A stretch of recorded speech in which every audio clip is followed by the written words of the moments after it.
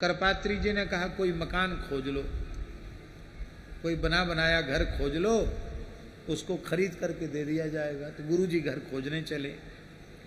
तो गुरुजी को थोड़ा शौचाचार और यमुना जी का स्नान ये सब में आग्रह था। तो उनका विचार था कि थोड़े दूरी पर किनारे में मिल जाए, यमुना जी हो और वहाँ अपने बाहर के बाहर हो, न बाहर हो ज़्यादा न भीतर हो, परिक्रमा के भीतर हो और यमुना जी के निकट हो, ये उनका भाव था।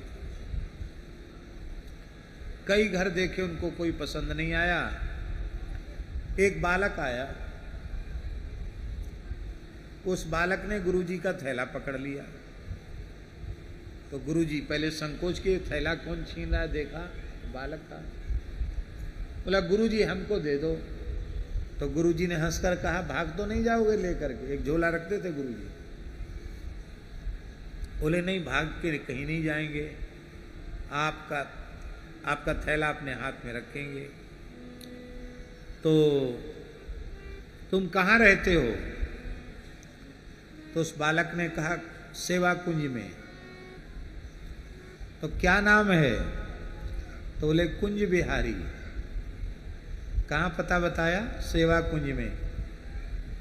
कहाँ रहते हो? सेवा कुंज में। नाम क्या है? कुंज बिहारी। तो पढ़ते हो? गुरुजी ने पूछा। अरे गुरुजी हम तो आपके विद्यार्थी हैं। तो गुरुजी बोले हमने तो तुमको कभी देखा नहीं धर्मसंघ विद्यालय में। बोले आपकी नजर नहीं पड़ी, हम तो आपके विद्यार्थी हैं। और फिर बोला कि आप मकान खोज रहे हैं, आपको मकान इसी सेवा कुंज मोहल्ले में ही मिलेगा, दूसरी जगह नहीं मिलेगा। तो गुरुजी बोले यहाँ तो गली है, यहाँ कहाँ, यहाँ नहीं, हम तो बाहर लेना चाहते। बोले नहीं, यहीं रहना पड़ेगा और चलो हम तुमको मकान दिखाते हैं। गुरुजी से बोला। तो जहाँ गुरुजी रहते थे वो मकान ठाकुर जी ने दिखाया। बोले देखो इसमें मंदिर भी है और इसमें कुआं भी है, आप बाहर का पानी नहीं लेते हो, कुआं का पानी लेते हो। इस घर के भीतर कुआं भी है और ये ब्राह्मण देवता का घर है, वो बेचना चाहते हैं।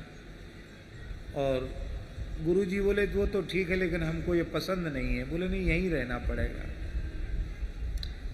गुरुजी का थैला लेकर के वह बालक धर्मसंघ विद्यालय तक पैदल पैदल गया।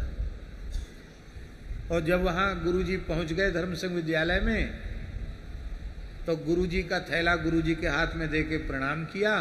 तो बोले गुरुजी अब हम जाएं।